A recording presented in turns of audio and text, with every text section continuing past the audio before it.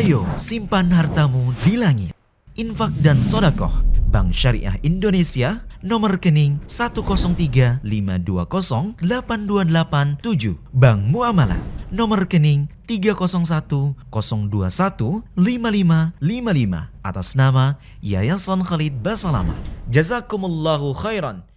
Assalamualaikum warahmatullahi wabarakatuh. Alhamdulillah wassalatu wassalamu ala Rasulillah.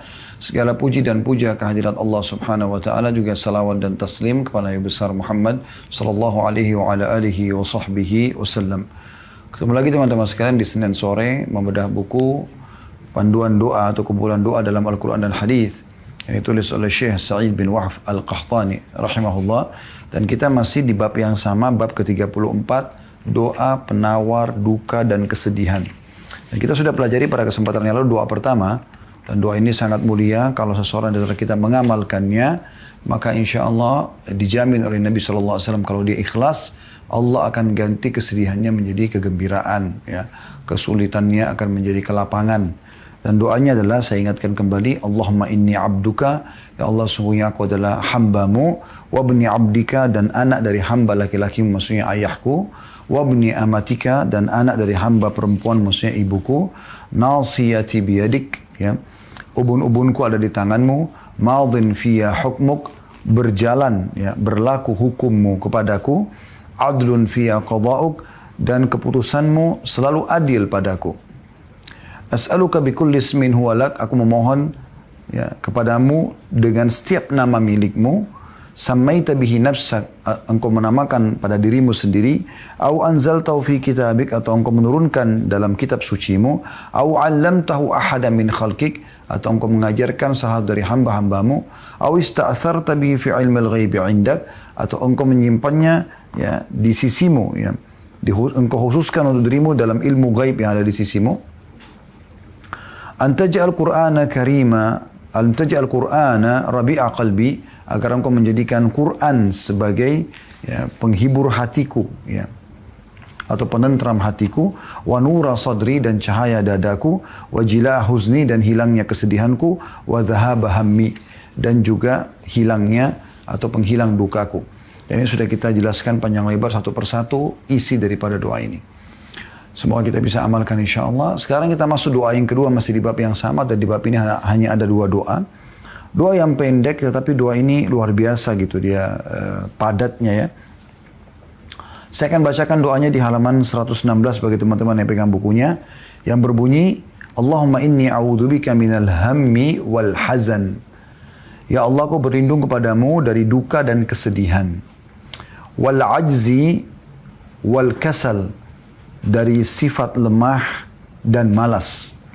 Wal bukhli wal jubun, dan kebakhilan, pelit, juga sifat pengecut. Wa dala'id daini wa galabatir rijal, dan terlilit utang, juga penindasan orang-orang. Hadis ini diriwayatkan oleh Bukhari jadi 7 halaman 158, dan dikatakan dalam syarah di dalam Fathul Bari bahwasanya Nabi SAW selalu mengamalkan atau sering mengamalkan doa ini. Diambil dari halaman 11, di jilid 11 halaman 173. Doa ini teman-teman walaupun pendek subhanallah, tapi memiliki luar biasa, ya. Di sini kita minta 8 hal, berlindung dari 8 hal. Ya, perhatikan baik-baik. Yang pertama, Allahumma inni a'udzubika minal hammi. Lalu dipartnerkan dengan wal hazan, dua ini. Sebenarnya terjemahannya di sini dikatakan berlindung dari duka dan kesedihan. Berarti kalau kita tahu, ya, kalau misalnya ada sesuatu yang mungkin bisa mengundang kesedihan ekstra, misalnya kematian orang yang dicintai, ya, kehilangan harta yang sangat banyak melimpah, maka dikatakan berita duka, ya. Jadi bukan berita sedih. Kenapa? Karena duka itu lebih dalam. Itu namanya ham dalam bahasa Arab. Wal hazan, sifat sedih atau rasa sedih. Sedih ini kadang-kadang bisa terjadi hanya dengan hal-hal kecil, tidak harus hal yang besar, ya. Mungkin karena sempat janjian sama teman tapi batal, sudah cukup untuk sedih, ya. Atau mungkin janjian sama pasangan tapi belum sempat, ya, kena 1 dan 2 hal, sudah cukup untuk sedih, gitu kan. Tidak sempat mendapatkan makanan favorit pas datang ke restoran yang diharapkan, juga sudah cukup sedih kan. Ini semua kesedihan, ya. Jadi sedih itu lebih sederhana. Tapi di sini dalam doa ini memang kita minta agar kedua-duanya kita dilindungi dari Allah, oleh Allah Subhanahu Wa Taala. Tidak ada ham, tidak ada duka. Ya, kalaupun ada sesuatu yang menyebabkan duka itu tidak akan menjadi duka buat kita. Ya, akan menjadi sesuatu yang bisa kita terima sebagai sebuah cobaan. Ya. Nanti akan kita jelaskan lebih dalam masalah ini. Demikian juga kesedihan, apapun yang sifatnya sedih, maka juga sama, ya, tidak ada pada kita. Jadi tidak sedikit-sedikit sedih, tidak sedikit-sedikit sedih. Ya. Ada orang begitu, kadang-kadang sedih pada hal-hal yang kecil sekali. Nah, ini tidak perlu, karena ini terlalu duniawi. Ya. Sebenarnya dalam Islam kita tidak dianjurkan hal tersebut. Baik, khusus di dua permintaan perlindungan pertama ini, kita akan coba jelaskan lebih dalam, baru kita pindah ke doa dua setelahnya, seterusnya begitu sampai selesai 8 perlindungan dari hal-hal yang mengganggu manusia ini. Kita harus pahami teman-teman sekalian masalah kesedihan dan duka. Ini sebenarnya sesuatu yang ada memang dalam kehidupan kita. Bisa terjadi gitu. Tetapi karena memang Allah ciptakan itu ya. Karena kalau semuanya Allah berikan kepada kita, semuanya kenikmatan, semuanya ya, nggak ada cobaan, maka manusia akan lalai. Tapi dengan adanya cobaan, adanya sedih, ya, yang bisa menimpa kita, kita jadi tahu nilainya kesenangan, ya, kegembiraan. Seperti kalau ada lapar, kita jadi tahu nilainya kenyang, gitu kan? Seperti kalau kita sehat, kita tahu nilainya setelah pada saat kita sakit misalnya. Nah ini supaya ada nilai. Tapi dalam Islam juga kita dianjurkan pada saat itu terjadi, kalau ada pun duka, ada pun sedih, itu bisa tertanggulangi dengan kita minta perlindungan dari Allah Subhanahu Wa Taala. Tapi dasarnya ini ada.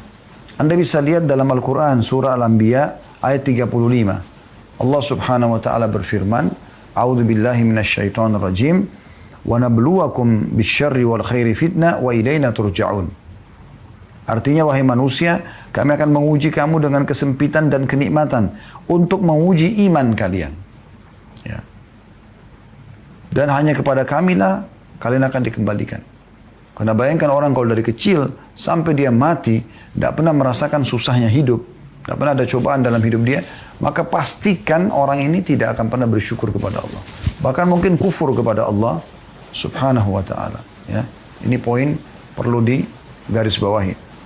Juga Ikrimah rahimahullah, seorang ulama tabi'in generasi awal Islam, pernah mengatakan, "Laisa ahadun illa wa huwa yafrah wa yahzan." Tidak mungkin ada satu orang kecuali pasti dia akan pernah melalui suka dan duka. Ya. Dia gembira dan dia sedih. Walakin ja'alul farah syukran wal haznu sabran atau sabr. Tapi jadikanlah masa sukamu itu nikmat melimpah saat untuk bersyukur. Jadi selain dapat nikmat, kita juga dapat pahala syukurnya. Dan jadikan cobaan yang sedang datang, kesedihanmu adalah kesabaran. Maka secara otomatis kita bisa mudah melaluinya. Ya. Karena doa seperti ini akan sangat kena untuk dibaca di saat-saat tentunya teman-teman sekalian, kalau kita dalam keadaan memang tertimpa, ya kan? Kita rasakan, kemudian akhirnya kita minta jalan keluarnya dari Allah Subhanahu Wa Taala.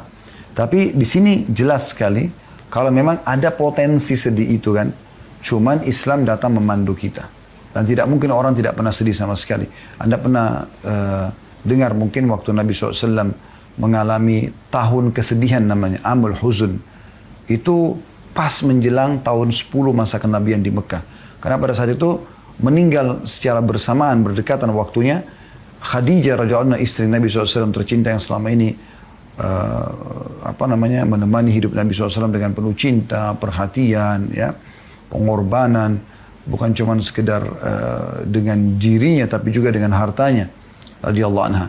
Juga meninggal paman Nabi SAW Abu Talib yang selama ini mendukung dakwah Nabi SAW, walaupun tidak meninggal dalam keadaan Islam, ya, karena dia memilih untuk mengikuti ajaran kaumnya.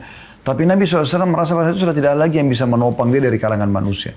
Maka dikenal dengan Amul Huzun. Ya. Tapi tidak membuat Nabi SAW putus asa gara-gara itu.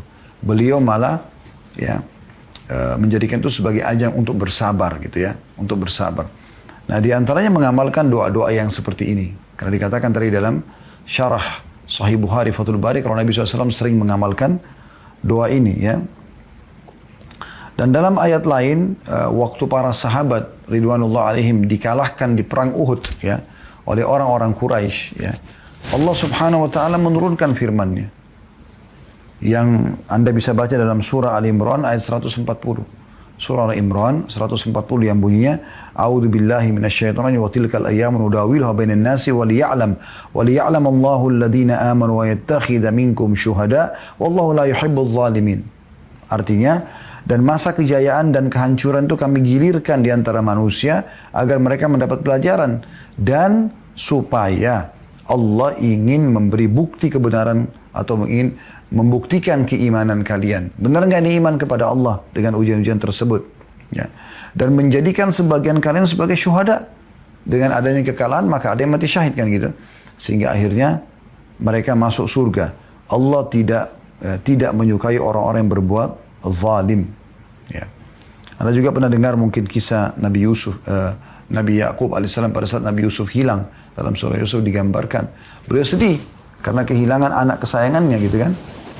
Apalagi informasi beliau tahu kalau kakak-kakaknya Yusuf alaihissalam yang berbuat jahat. Ya, mengatakan sudah mati dimakan serigala padahal sebenarnya tidak. Maka pada saat itu beliau mengatakan dalam Al-Quran dikekalkan surah Yusuf ayat 86. A'udzu billahi minasyaitonir rajim innama ashku bathi wa huzni ila Allah. Sesungguhnya aku mengeluhkan penderitaanku dan kesedihanku kepada Allah. Ya, berarti ada itu ya. Dan dalam surah An-Najm ayat 43 juga Allah SWT mengatakan wa annahu huwa adhaka wa abka, dan Allah lah yang telah menjadikan seseorang tertawa dan juga menangis ya. Menangis. Jadi memang ada potensi itu. Cuma memang Islam datang mengajarkan dan memberikan kita solusi pada saat kesedihan itu terlintas dalam kehidupan kita atau duka itu ada, gitu kan. Jadi kita mudah melaluinya. Dengan kita menjadikannya seperti perkataan Ikrimah tadi rahimahullah, kita jadikan nikmat itu sebagai ajang untuk bersyukur dan cobaan sebagai ajang untuk bersabar. Juga bagaimana ya kita membaca dan mengamalkan isi doa ini dengan berharap pada saat duka datang kita bisa segera melaluinya, pada saat kesedihan datang juga kita bisa menepisnya ya. Seperti itu kurang lebih gambarannya. Kemudian teman-teman sekalian, masuk kepada potongan yang ketiga dan keempat ya, yang kita berlindung, yaitu wal ajzi wal kasal ya. Dan kata-kata ajzi ini saya tadi sudah datangkan sebuah catatan yang perlu saya bacakan kepada Anda tentang masalah ini. Dan di mana makna dengan ajz adalah kelemahan. Dan Islam melarang pengikutnya untuk lemah. Melarang sekali. Tidak boleh sama sekali kita lemah. Lemah itu dalam arti kata gini, belum mencoba sudah mengatakan saya nggak mampu. Itu masuk lemah. Atau sudah mencoba baru gagal sekali, sudah langsung mengatakan saya nggak bisa. Itu lemah namanya. Bahasa lain juga bisa putus asa. Kita nggak boleh sama sekali. Bahkan Imam Adz-Dzahabi rahimahullah masukkan dalam kategori dosa besar kalau orang itu putus asa. Belum mulai sudah mengatakan nggak bisa. Atau baru mulai satu kali atau dua kali nganggap begini sudah gagal. Padahal sebenarnya belum tentu. Kecuali memang yang kita upayakan sudah haram dalam agama Islam untuk kita usahakan. Contoh misal, Anda melamar seorang wanita. Di saat Anda ditolak pertama, Anda bisa memulainya lagi. Selama dia belum status istri orang gitu kan. Mungkin di awal Anda gagal. Mungkin, tapi hati Anda masih terpaut. Oke, Anda mulai lagi yang kedua kalinya. Nggak ada masalah. Mungkin yang kedua kali lamaran diterima. Berapa banyak laki-laki begitu. Bahkan lamaran yang ketiga baru kemudian diterima. Gitu kan. Itu sesuatu yang biasa terjadi. Kecuali dalam keadaan memang dia sudah jadi istri orang. Nggak boleh lagi. Ya kan? Karena tidak ada poliandri. Nggak mungkin perempuan itu punya dua suami gitu. Di situ sudah haram bagi Anda untuk berusaha kepada wanita tersebut. Karena nggak boleh. Imam Adz-Dzahabi juga rahimahullah masukkan dalam kategori dosa besar sengaja mengganggu rumah tangga orang, gitu kan. Sehingga akhirnya bercerailah mereka dan Anda mengejar pasangan orang, itu tidak boleh, gitu kan. Nah, tapi kalau belum masih ada solusi maka Anda lakukan, jangan putus asa. Makanya ada pernah saya tonton sebuah cuplikan, ada seorang mu'allaf dari Malaysia, saya tidak tahu namanya siapa, tapi saya coba ambil hikmah dari cuplikan itu. Ditanya sebabnya, salah satu sebab kenapa Anda mau masuk Islam. Dia mengatakan saya tidak pernah menemukan komunitas seperti umat Islam yang begitu cepat mereka pada saat tertimpa sebuah kedukaan untuk mendapatkan jalan keluarnya. Mereka bukan komunitas masyarakat yang mudah putus asa, yang tidak menerima kesalahan orang lain yang sudah tobat. Mereka bisa menerima semua itu. Ada orang berbuat buruk, kemudian orang itu tobat, lalu kemudian bisa diterima di komunitas masyarakat muslim selama dia sudah taubat sekarang gitu kan. Atau pada saat mereka tertimpa musibah, bencana alam atau yang lainnya, mereka dengan mudahnya bisa memulai hidup lagi gitu. Dan itu tidak terjadi kecuali di komunitas Islam. Salah satu sebab dia masuk Islam. Dan ini hikmah yang sangat besar yang bisa kita ambil teman-teman sekalian. Ya. Dan kita harus tahu teman-teman sekalian kalau apapun yang Allah subhanahu wa ta'ala berikan kepada kita kesempatan selama itu baik, walaupun kita belum mendapatkan di awal, maka berarti Allah masih memberikan kesempatan kita di lain waktu. Bahkan kadang-kadang ada doa yang kita sampaikan teman-teman sekalian, itu pada saat kita membaca doa, mungkin Allah SWT belum berikan pada saat itu. Sebagaimana dalam hadis kata Nabi SAW, kalau Allah mendengar doa yang sangat indah dari seorang hamba, maka Allah pun menerlambatkan jawabannya agar hamba tersebut tetap dalam doanya. Ya. Jadi jangan putus asa. Jangan mengatakan saya sudah berdoa sama Allah ya sekian hari, sekian kali, belum saya lihat hasilnya. Ya. Kata Nabi SAW, ya, berdoalah kepada Allah dalam kondisi penuh keyakinan akan diterima. Karena Allah tidak akan menerima doa dari hati yang lalai. Dan jangan kalian mengatakan saya sudah memohon kepada Allah, saya sudah mohon kepada dalam hadis lainnya. Lalu belum diterima, kemudian dia tinggalkan doa. Ini orang yang putus asa dari rahmat Allah subhanahu wa ta'ala. Terus berdoa. Kaum salaf kadang-kadang mereka tidak berhenti menyampaikan hajat mereka, sampai hajat itu dilihat di depan mata Allah kabulkan. Dan di antara doa-doa mereka adalah, ya Allah kalau seandainya hunaka atau di sana ada penghalang antara aku dengan dikabulkan hajatku ini, maka angkatlah penghalang itu ya Allah. Sampaikanlah kepada hambamu ini penghaalangnya apa, supaya mudah hambamu ini melaluinya. Atau menghilangkan penghalang itu. Ya. Itu kelemahan. Kemudian kasal. Ini yang keempat. Ya, 3 sama 4 ya. Malas teman-teman sekalian. Nah, sifat malas ini juga bagian dari hal yang buruk ya. Kalau seandainya dibiarkan. Ini adalah bagian hal yang buruk kalau seandainya dibiarkan. Karena ini dilarang dalam agama Islam. Dilarang sekali. Nabi SAW berdoa dalam kitab ini untuk supaya ya, atau dalam doa ini untuk selalu melindung dari sifat malas. Bukan sifat orang beriman tuh. Kita ini selalu motorik. Pengikut kaum muslimin, pengikut agama Islamin dan pengikut Nabi Muhammad SAW adalah kaum yang motorik, yang terus bergerak, terus inovatif. Ya. Ini sebenarnya semua ini kalau kita gabungkan ya adalah hal-hal yang negatif yang membuat banyak orang jadi putus asa, hanya sampai pada tingkat bunuh diri, ya, kecil hati, kecil diri, yang merasa dirinya tidak mampu. Ini semua karena itu. Makanya di sini digabungkan semua kita berlindung. Jadi walaupun kita lagi tidak sedih, ya, walaupun kita lagi tidak lemah, walaupun kita tidak pelit, tetap kita dianjurkan baca doa ini. Supaya jangan satu waktu kita terjerumus. Sifat malas ini teman-teman sekalian adalah hal yang tercelah dalam agama Islam. Ya. Sampai baginda Nabi SAW berdoa selain dari doa ini, juga selain daripada berdoa, beliau juga SAW mencontohkan tentang rajin itu. Ya, di saat beliau berposisi sebagai seorang raja, seorang nabi, ya, dan beliau memerintahkan para sahabat menggali parit di perang Khandak, ya. Nabi SAW turun tangan, ikut juga. Ikut Nabi SAW di situ.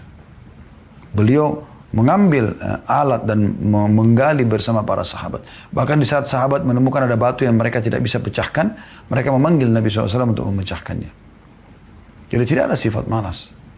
Ya. Nabi SAW mengatakan kalau di tangan kalian ada bibit tanaman yang kalian akan tancapkan dan kalian tahu besok terjadi kiamat, tetap tancapkan. Itu yang ada dalam prinsip kita sebagai seorang muslim. Tidak ada kata-kata malas. Dan dalam sebuah hadis yang sahih riwayat Muslim, kata Nabi SAW, ihris ala ma yanfa'uk.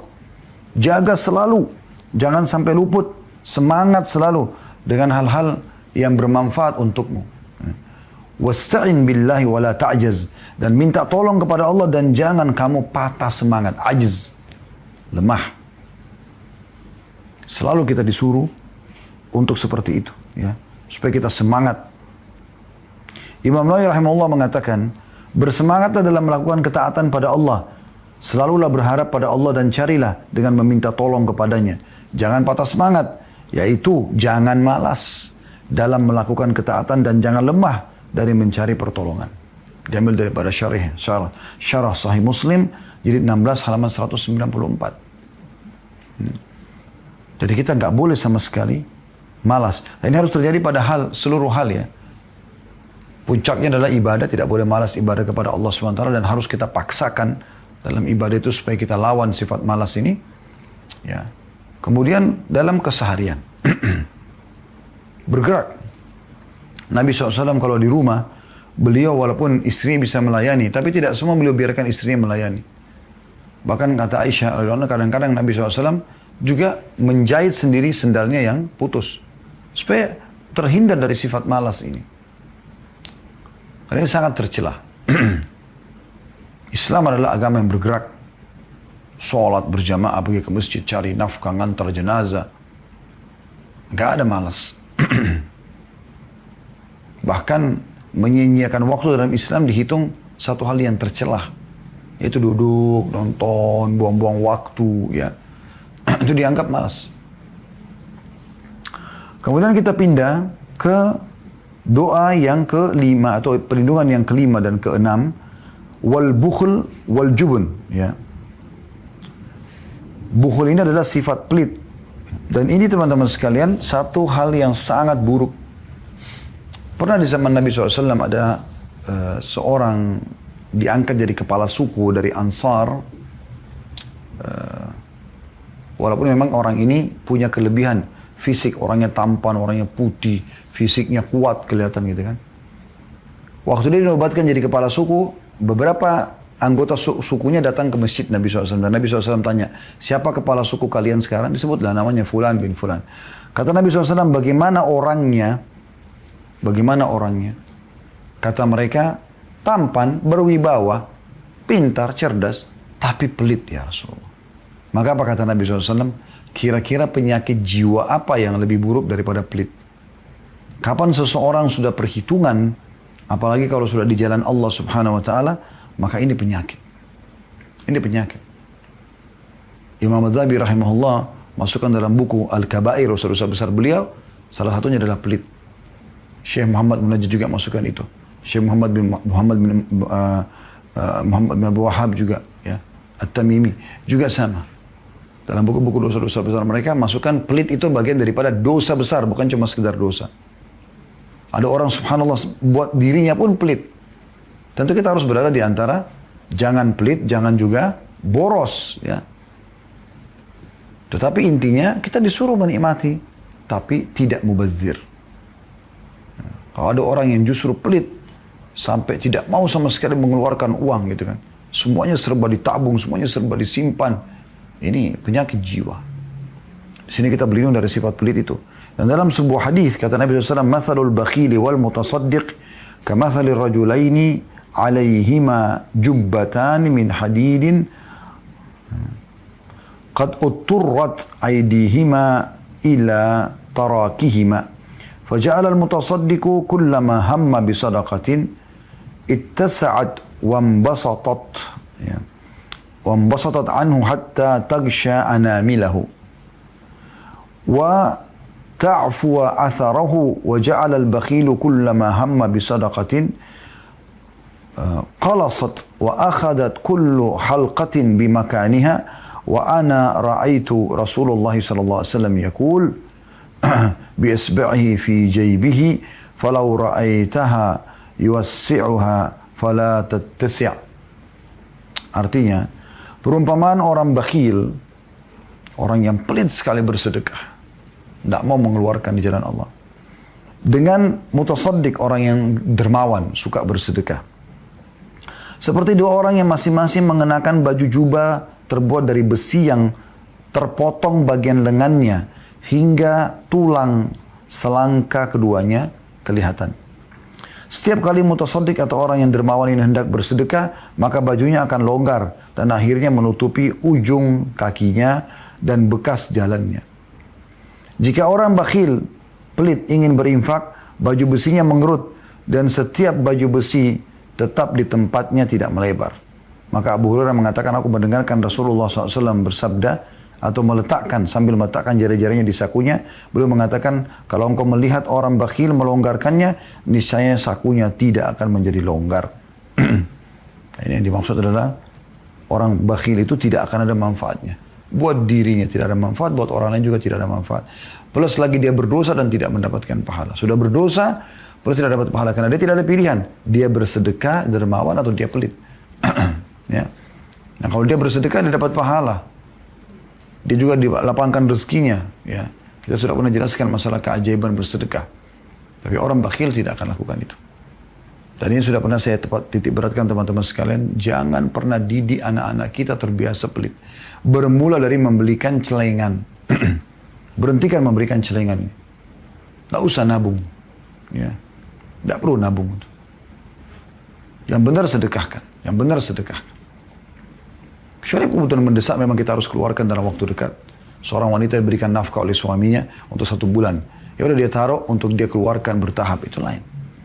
Ya. Seorang anak diberikan oleh orang tuanya untuk biaya bulanan dia keluarkan, itu tidak ada masalah. Itu boleh dia keluarkan bertahap gitu. Ya. Tetapi ada orang subhanallah tidak seperti itu, bukan di bab ini gitu. Memang mereka sangat pelit, mereka kaya raya tapi nggak mau keluarkan duit. Selalu perhitungan. Bahkan untuk dirinya sendiri. Untuk memberikan orang lain. Ya. Pelit. Mungkin selama hidupnya tidak pernah mengeluarkan uang 100 ribu, atau 1 juta, atau 10 juta, atau 100 juta. Sementara kita dianjurkan oleh para ulama, kalau kita ingin melatih diri kita agar bersifat dermawan seperti sifat Nabi SAW, dan sifat dicintai oleh Allah dan kita jauh dari sifat pelit, adalah kita harus berusaha bersedekah setiap saat kita tingkatkan jenis jumlah sedekah kita. Jenisnya dan juga jumlahnya. Kalau misalnya Anda sudah selama ini rutin sedekah 100 ribu. Coba Anda pindah ke 1 juta. 1 juta sudah. Coba ke 10 juta. Coba ke 100 juta. Dan yakinlah teman-teman sekalian. Kata Nabi SAW, ma naqasa malun min sadaqah. Tidak akan berkurang harta seorang hamba karena sedekah. Tapi bertambah. Resep untuk kaya sedekah. Daripada Anda belikan celengan buat anak-anak Anda mengatakan tabung ya nak. Maka pastikan teman-teman akan muncul sifat pelit yang merupakan dosa besar ini. Saya pernah lihat begitu di kondisi anak-anak di rumah kami. Saya tidak pernah setuju dengan ini, tapi pernah istri saya memberikan celengan gitu. Sudah saya tegur alhamdulillah dan mudah-mudahan sudah tidak akan ada lagi di rumah gitu ya. Maka anak-anak ini akhirnya keliling minta ke saya uang, minta ke umiknya uang ya. Bahkan sampai minta kepada PRT di rumah minta uang untuk nabung. Dan kalau kakaknya atau adiknya sentuh celengan, si kakak sentuh celengan adik atau adik sentuh celengan kakak, itu pasti marah. Bahkan kalau diangkat saja celengannya oleh orang tua yang ditaruh satu tempat, maka dia bisa ngamuk marah-marah kenapa celengannya nggak ada depan matanya. Coba bayangkan, terlahir nggak sifat pelit? Kenapa Anda nggak pada saat kasih uang jajan sekolah anak Anda di saat nanti sudah offline insya Allah misalnya. Atau sekarang sudah mulai offline, Anda kasih. Anda mengatakan, nak ini buat jajan ya. Nanti cari teman kamu, traktir mereka. Terutama yang tidak mampu. Tidak usah bilang nanti sisanya tabung ya. Enggak. Biarkan mereka terbiasa dermawan. Orang-orang yang bergerak di yayasan-yayasan sosial, itu karena dari kecil dibiasakan oleh orang tua mereka. Saya tahu ada satu orang, subhanallah, semoga Allah catat sebagai pahala buat mereka, tidak usah disebutkan namanya gitu. Dia setiap Sabtu dan Ahad itu keluar sama istri sama anaknya. Dia sudah niatkan setiap pekan dia sedekah, dan dia taruh di mobilnya bungkusan-bungkusan sembako dan yang lain-lainnya, pakaian segala macam gitu. Yang dia mampu, dia ajak anak-anaknya. Anaknya ada 2 atau 3 ikut sama dia. Kemudian mereka jalan. Dan dia bilang sama saya jalan Ustaz, saya tidak perlu tahu saya kemana gitu. Pokoknya saya jalan aja gitu. Misalnya kami masuk ke tol Cikampek. Nanti kalau ada akses atau kami lewat pintu akses keluar, kami keluar. Kami lihat ada jalan masuk, anak kami masuk ke jalan. Di situ yang kami juga sendiri tidak tahu gitu. Pokoknya kami masuk. Begitu kami temukan orang susah, kami langsung ngobrol sama dia. Permasalahannya apa, kemudian kami kasih bantuan. Dan kami biarkan anak-anak kami yang memberikan kepada orang-orang susah ini. Akhirnya itu menjadi sebuah program rutin keluarga. Coba Anda bayangkan. Pernah nggak Anda berpikir seperti ini? Berbagi. Bahkan sifat pelit ini sudah ditanamkan oleh syaitan dari mereka masih kecil. Saya pernah lihat depan mata saya anak-anak dan saya tegur itu di rumah kami gitu. Jadi kalau sudah dikasih makanan masing-masing di piring gitu, kayaknya sudah sulit sekali untuk dia bisa berbagi kepada saudaranya di sebelah. Maka ini kita sebagai orang tua harus peka. Bagaimana kita didik mereka agar tidak terbiasa dengan hal seperti ini. Ya. Jadi kadang-kadang saya suruh si kakak bagi kepada adik. Atau kita buatin program, hari ini siapa yang bersedekah? Nah, kalau dia sudah berbagi, nanti kita yang memberikan sebagai orang tua penggantinya gitu. Itu bagus dan biasakan mereka lihat di pinggir jalan, lihat orang miskin Anda bersedekah gitu. Anak-anak kadang-kadang ingatkan saya kalau di mobil, abati itu orang susah di sebelah. Saya pernah bahkan ditegur karena kami lewatin satu orang susah gitu. Biasanya saya mampir buka jendela, kasihlah yang Allah mudahkan. Loh kok abati lewatin? Abati itu maksudnya ayah sayang ya. Anak-anak saya biasakan panggil saya abati gitu. Kok abati lewatin tuh orang susah? Anak saya umur 3-4 tahun ngomong gitu. Alhamdulillah berarti kan minimal sudah tertanam dalam diri mereka, oh orang susah harus dibantu. Dan sangat banyak orang tua tidak pernah tanamkan ini. Saya pernah memberikan mereka permen, coklat, snack. Kemudian saya suruh bungkus sama-sama. Mereka sudah sangat gembira, semangat bungkus di rumah gitu. Setelah bungkus saya bilang sekarang, abati mau masing-masing bersedekah. Berikan siapa orang di rumah ya, yang dipilih.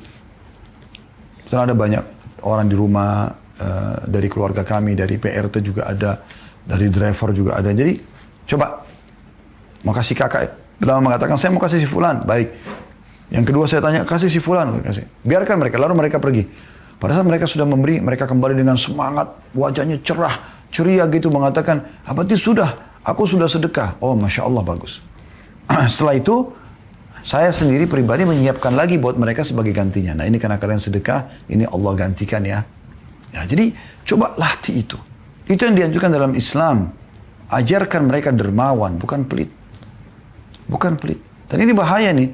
Kadang-kadang pelit sama diri, pelit juga sama orang lain. Bahkan pelit di jalan Allah subhanahu wa ta'ala. Mengeluarkan jalan Allah itu luar biasa perhitungannya. Nah ini bahaya. Kemudian wal jubun, ya. Ini yang keenam. Pengecut. Ini luar biasa ini larangannya dalam Islam ini.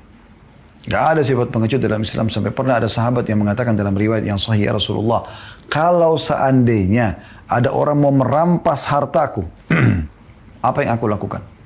Kata Nabi SAW, qatilhu. Qatala yuqatil, ini artinya perangi. Bunuh dia, lawan dia. Gitu kan? Makna tepatnya sebenarnya lawan dia, gitu kan? Itu lebih tepat. Jangan berikan hartamu kalau dia mau rampas secara paksa, perampok jangan dikasih. Bukan Nabi SAW mengatakan kasihlah demi menyelamatkan jiwamu, enggak. Lalu apa kata orang tersebut? Ya Rasulullah, kalau saya bunuh dia, dosa enggak? Kata Nabi SAW tidak. Kalau saya terbunuh, kata Nabi SAW kau mati syahid. Coba bayangkan. Di dalam hadis yang lain kata Nabi SAW, siapa yang terbunuh karena membela hartanya, nama harga diri, nama baiknya, keluarganya, maka dia mati syahid. Setelah Nabi SAW tanya, kira-kira menurut kalian kepada para sahabat, siapa yang mati syahid itu? Mereka mengatakan orang yang mati di jalan Allah ya Rasulullah, orang yang berperang mati. Kata Nabi SAW, kalau begitu syuhadanya sedikit, orang yang mati syahid sedikit. Ya. Kemudian baru beliau rincikan, orang yang meninggal karena sakit perut, orang kena wabah, ya. Mudah-mudahan kayak kita corona ini juga masuk dalamnya. Orang yang meninggal karena membela di kehormatannya, keluarganya, hartanya, wanita yang meninggal pada saat lagi melahirkan, semua itu mati syahid. Ya. Jadi tidak ada sifat jubun, ya. Jubun ini pengecut, ya. Dalam Islam ini tidak boleh sama sekali. Kemudian juga teman-teman sekalian, masuk setelahnya wadala'id daini. Ya. Jadi kita sudah jelaskan al-hammi wal hazan, kemudian ajzi wal kasal, duka dan sedih, 1 dan 2 ini. Kemudian yang ketiga dan 4 adalah lemah, putus asa dan malas, ya. 3 dan 4. Yang kelima dan keenam bukhul, ya, pelit. Itu yang kelima. Yang keenamnya adalah jubun, pengecut. Kalau kita masuk yang ketujuh dan kedelapan, yang ketujuh adalah wadala'id dain, dan terlilit utang. Pernah hadis ini diriwayatkan oleh atau melalui Ibnu Abbas radhiyallahu anhu, beliau pernah ditanya tentang bagaimana caranya supaya saya bisa lunasi utang saya, kata seseorang. Utang saya banyak sekali. Kata Ibnu Abbas, bacalah doa ini, pasti akan dilunasi utang oleh Allah walaupun memenuhi langit. Lalu beliau ajarkan doa ini. Dalam riwayat ini kalau tidak salah, orang itu mengamalkan maka seluruh utangnya lunas. Yang dimaksud dengan dala'id dain, maksudnya dala'id dain itu terlilit utang yang sudah menyusahkan hidup. Nah, di sini perlu kita jelaskan teman-teman sekalian tentang masalah utang ini. Utang itu dalam Islam boleh. Hukum asalnya boleh, tapi dengan syarat. Memang dia bukan orang yang mampu. Dan dia kalau tidak utang, dia nggak bisa hidup. Nah itu. Sekarang yang jadi masalah teman-teman sekalian, di zaman kita sekarang, berhubungan dengan masalah transaksi di bank ribawi, Anda tahu ada kartu kredit ya. Justru orang kaya disuruh utang. Ini aneh ini. Bagaimana caranya dia mampu tapi dia utang? Nggak bisa ini. Dalam syariat Islam tidak boleh. Bahkan ada hadis Nabi SAW yang berbunyi, matrul ghani zulm. Menunda pembayaran orang kaya, itu adalah kezaliman. Imam Adzhabi rahimahullah masukkan dalam kategori dosa besar. Untuk apa? Kenapa Anda tidak beli cash? Anda mampu kok. Kenapa harus utang? Bagaimana Anda menyelamatkan diri Anda dari sabda Nabi SAW, kalau orang meninggal, ya, syahid, mati syahid dari medan perang, dimaafkan semuanya kecuali utangnya. Dalam riwayat lain, ruhnya tidak diterima oleh Allah SWT sampai utangnya selesai. Maka Nabi SAW kalau mau mensolati satu jenazah, beliau tanya orang ini ada utang nggak? Kalau ada utang, beliau mengatakan, solati saja. Kecuali ada yang jamin. Sampai pernah ada orang punya utang cuma 2 dirham. Sedikit, kecil sekali. Maka Nabi SAW tanya, ada utangnya? Ada 2 dirham ya Rasulullah. Kata Nabi SAW, solati. Ya, teman kalian ini. Nabi tidak mau solatin. Boleh disolati oleh kaum muslimin, tapi ulama tidak boleh. Ya. Para wali-wali Allah tidak boleh mensolati dia. Kecuali ada yang jamin. Maka dia mengatakan, ya Rasulullah saya penjaminnya. Ada orang yang sholat mengatakan saya jamin. Nanti habis sholat ini saya akan bayar utangnya. Barulah Nabi SAW mensolati jenazah orang tersebut. Jadi nggak boleh main-main soal ini. Anda mengatakan, tapi ada asuransinya tuh, ada kalau seandainya saya meninggal dimaafkan. Itu juga ada gharar di situ. Ada satu hukum lagi yang berbeda. Yang bisa merugikan satu dari 2 pihak yang dalam transaksi jual beli tidak boleh gitu. Ya. Lalu untuk apa Anda? Sudah kaya mampu beli handphone masih nyicil di kartu kredit Anda? Atau misalnya produk-produk yang lain. Hanya karena mengatakan kan bisa saya cicil setiap bulan. Untuk apa? Kan tidak boleh Anda utang karena sementara Anda mampu. Anda mulia kan kalau Anda beli cash. Cash and carry. Bayar dan bawa barangnya selesai kan. Maka itu lebih baik. Tidak boleh kita sengaja lilitkan diri kita pada utang teman-teman sekalian. Kecuali dalam keadaan darurat, syaratnya dia memang tidak mampu dan dia kalau tidak utang dia nggak bisa hidup. Nah, itu pun kata Nabi SAW, siapa yang berutang dan dia niat mau membayarnya, Allah mudahkan dia membayarnya. Tapi siapa yang utang tidak niat membayarnya, maka Allah akan persulit dia membayarnya. Dari sisi lain, bagi orang-orang yang mampu, Anda dianjurkan untuk mengutangkan orang, tapi tidak berbunga ya. Ini sisi lain, bahasan berbeda, tapi masuk dalam bahasan kita untuk tambahan informasi. Kalau Anda bertanya, saya orang mampu, boleh nggak saya utangkan orang? Boleh, kita utangkan orang, kenapa tidak? Gitu kan? Bahkan itu berpahala. Kata Nabi SAW, siapa yang mengutangkan orang, atau memberikan tenggang waktu, atau memaafkan utang orang lain, maka dia akan dapat naungan Allah pada hari kiamat. Tidak ada naungan kecuali naungan Allah. Coba Anda bayangkan. Dalam riwayat lain, siapa yang mengutangkan orang lain, maka dia seperti bersedekah senilai uang itu sampai jatuh tempo. Kalau sudah lewat masa jatuh tempo dan diberikan tenggang waktu karena orang itu belum mampu bayar, maka dia seperti bersedekah 2 kali lipat dari nilai itu. Coba Anda bayangkan teman-teman, Anda meminjamkan uang orang 10 juta. 10 juta rupiah Anda pinjamkan. Sebulan dibayar sama dia. Sebulan misalnya 30 hari. Ya. Berarti selama setiap hari, selama 1 bulan itu setiap hari Anda seperti sedekah 1 juta rupiah. 10 juta rupiah.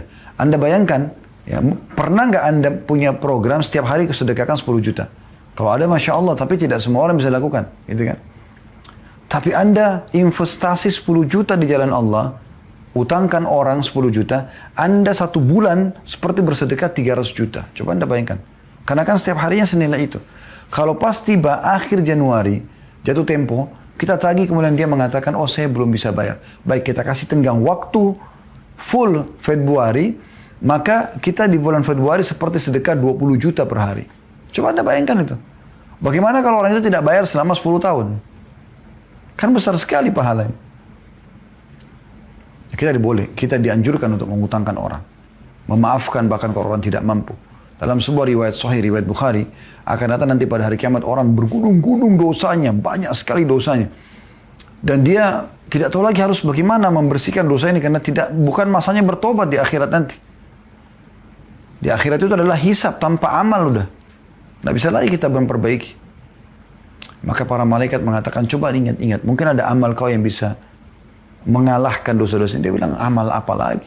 Dosa sebanyak ini bergunung-gunung gitu. Lalu Allah buat dia ingat. Dia tiba-tiba mengingat. Dia bilang, saya ingat cuma satu. Dulu saya punya seorang pegawai staf khusus untuk nagih utang.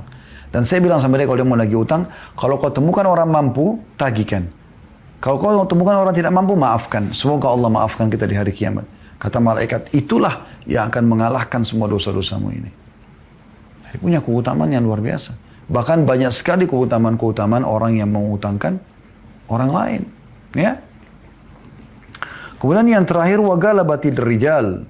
Wagalabatir rijal. Dan penindasan orang-orang.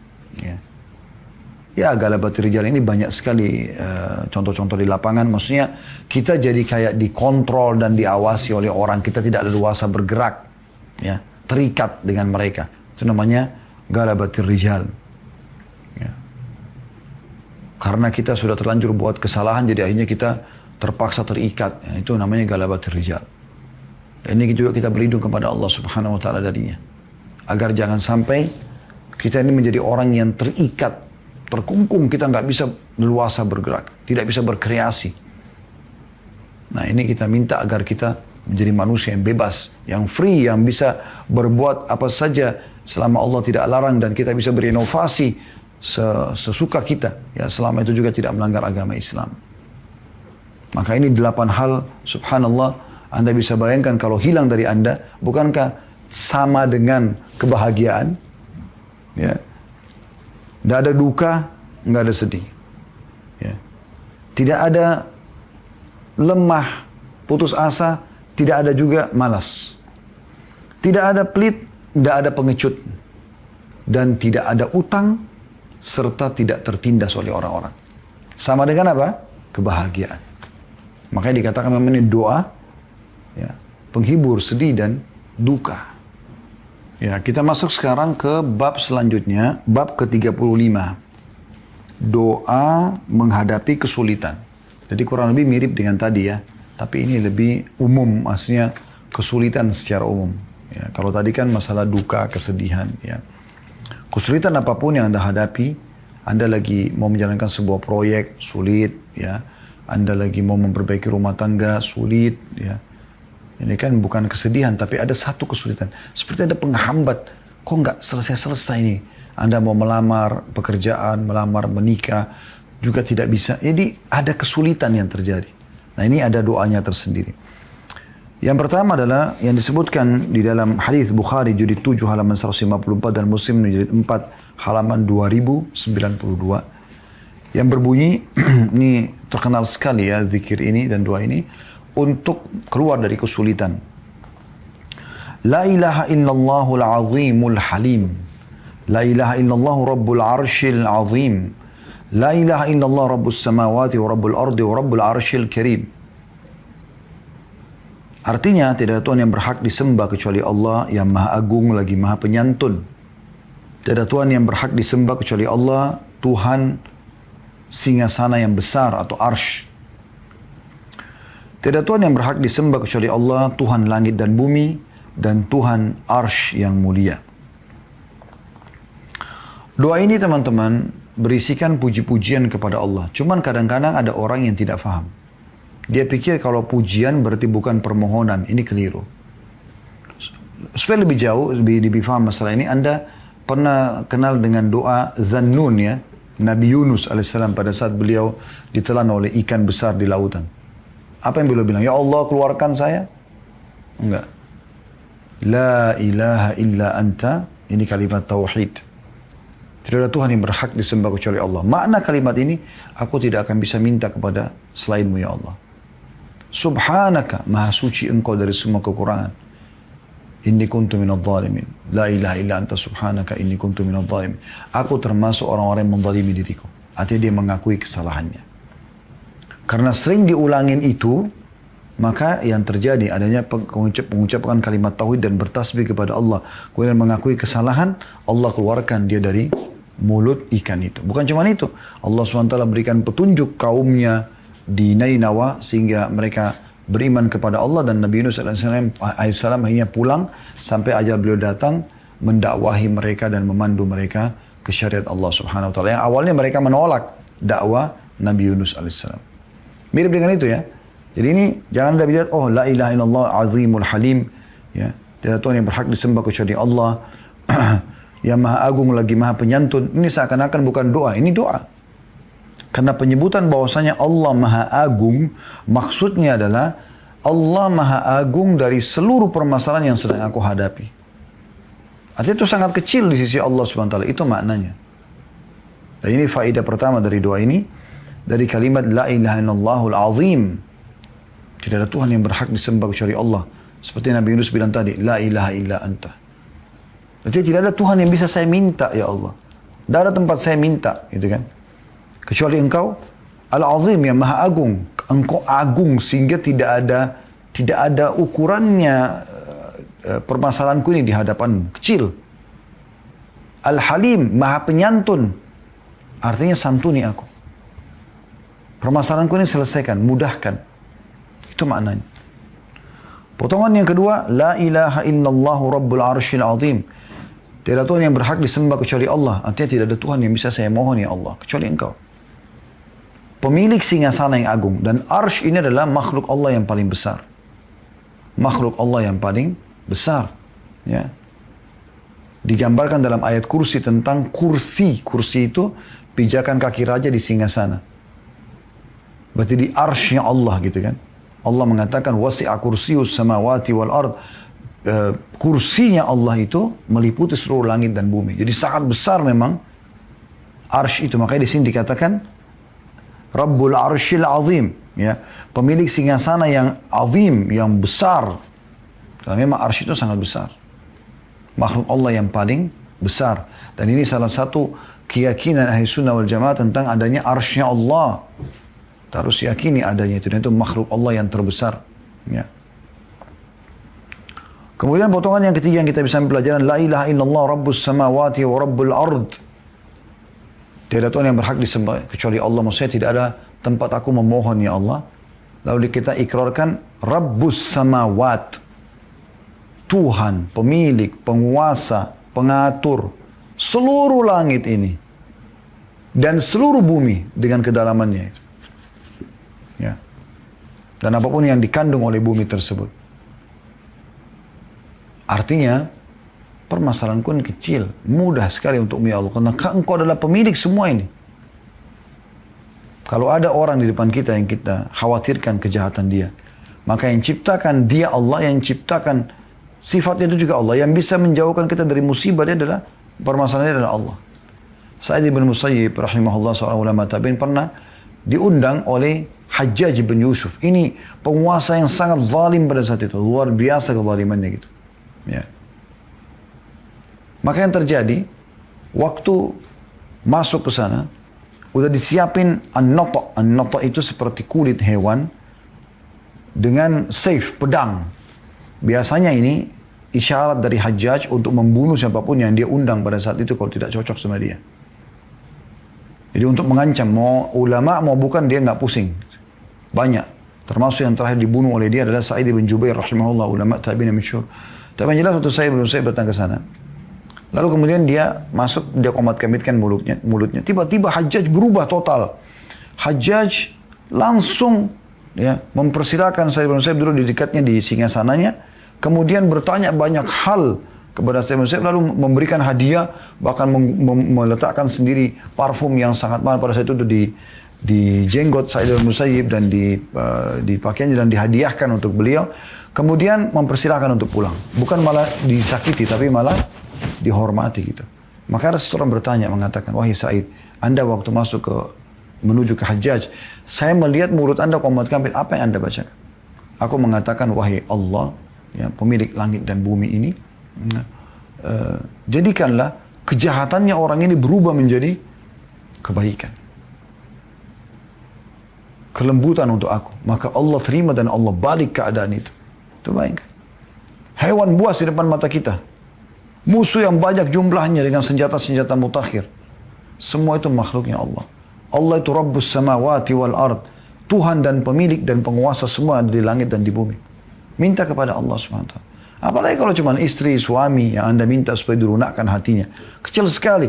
Anak Anda supaya dapat hidayah. Ya. Itu kecil sekali. Kalau Anda minta kepada Sang Pencipta yang Maha Agung.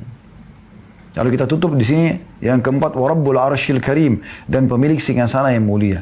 Nah, di sini perbedaan awal dengan yang kedua tadi kan ada Rabbul Arsyil Azim, pemilik singgasana yang besar, ya. Ini Rabbul Arsyil Karim, pemilik singgasana yang mulia. Ini memang keduanya tidak kontroversi. Karena singgasana Allah memang besar, azim, sisi lain dan sisi lain juga memang karim, artinya mulia. Artinya Allah SWT buat dia sangat istimewa. Sangat istimewa. Ya. Dan ini memang penuh dengan keindahan-keindahan. Karena ini singgasananya raja. Sang raja yang sebenarnya Allah Subhanahu Wa Taala. Penuh dengan kebaikan-kebaikan dan kemuliaan.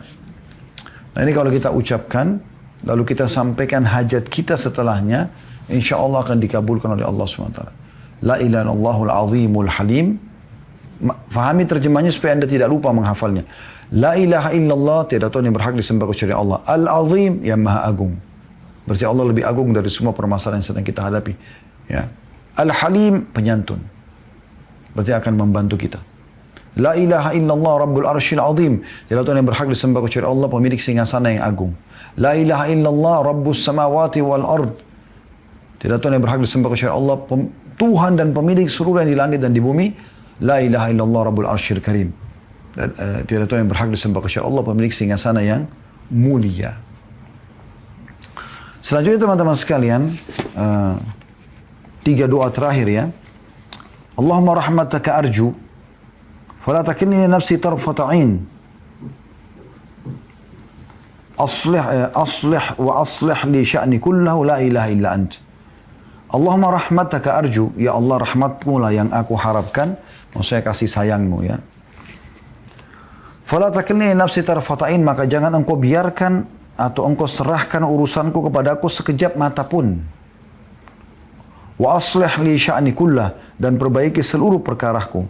La ilaha illa anta, tiada Tuhan yang berhak disembah kecuali engkau. Hadis ini diriwayatkan Abu Daud jilid 4 halaman 324 dan Ahmad jilid 5 halaman 42 serta dinyatakan hasan oleh Syekh Al-Albani dalam Sahih Abu Daud jilid 3 halaman 959. Ini juga teman-teman sekalian dianjurkan dibaca di zikir pagi. Salah satu bagian zikir pagi kita pernah pelajari di buku ini juga ya. Ya Hayyu ya Qayyum birahmatika astaghits aslih li sya'ni kullah. Wahai zat yang maha hidup dan terus-menerus mengurus makhluknya, perbaikilah urusanku. Ya.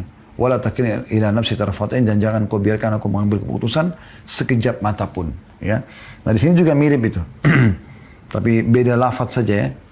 Potongan pertama doa, Allahumma rahmataka arju, ya Allah, aku mengharapkan rahmatmu. Dan dalam ayat ini Allah mengatakan, kalau rahmat Allah itu wasi'at kulla syai'. Rahmat Allah meliputi segala sesuatunya. Membersihkan dosa, memaafkan kesalahan, membukakan pintu rezeki, ya, memberikan solusi dari permasalahan, itu semua masuk dalam rahmat Allah. Aku berharap rahmatmu. Potongan kedua, fala takilni ila nafsi tarfata'in. Fala takilni ila nafsi tarfatain, maka jangan engkau membiarkan aku mengambil keputusan sendiri. Biarkan semua engkau yang ambil keputusan ya Allah, supaya tidak salah. Ini tanda-tanda keimanan seseorang ya. Yang ketiga, wa aslih li sya'ni kullah, perbaiki seluruh urusanku. Tidak terkecuali. Kalau sudah baik, ada rezeki yang luas, pasangan yang baik, keturunan yang sehat dan baik juga, tambah berkah ya Allah. Ya. Kalau rusak, ada yang salah, ada yang tidak baik, maka perbaiki ya Allah. La ilaha illa ant, tidak ada Tuhan yang berhak disembah kecuali Engkau. Dua-dua yang terakhir, tadi sudah kita baca sebenarnya ini yang ketiga ini ya. La ilaha illa anta subhanaka inni kuntu minadh dhalimin. Tidak ada Tuhan yang berhak disembah kecuali Engkau, maha suci Engkau, sungguhnya aku termasuk orang yang berbuat zalim. Hadis ini diriwayatkan oleh Tirmidzi jilid 5 halaman 529 dan Hakim dan juga Hakim mensahihkan yang disetujui oleh Az-Zahabi juga di jilid 1 halaman 505. Dan bisa dilihat juga Sahih Tirmidzi jilid 3 halaman 168. Nah, ini pernah ada kisahnya ya, atau ada sebuah riwayat Nabi SAW mengatakan kepada beberapa sahabat, bacalah dalam doamu, doa Zannun, doa ini, doanya Nabi Yunus AS, maka pasti ya, kata Nabi SAW, pasti doamu akan diijabah. Pasti doamu akan diijabah. Jadi artinya, sebelum Anda berdoa, Anda ikutkan dulu dengan La ilaha illa anta subhanaka inni kuntu minadh dhalimin.